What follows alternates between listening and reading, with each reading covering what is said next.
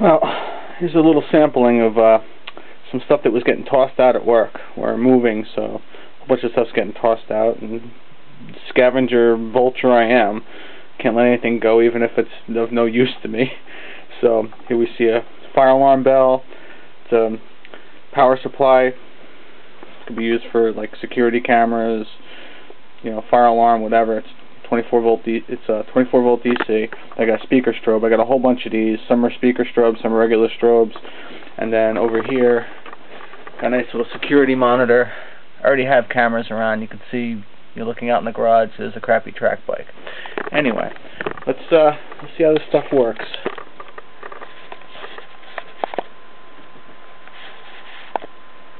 All right. So first off, we got the alarm bell. So, I don't know. Dinner bell, doorbell, what have you. Something stupid. Not touching stuff that make it ring better. So, don't know what purpose I'll have for that, but something stupid and fun. And, speaker strobe.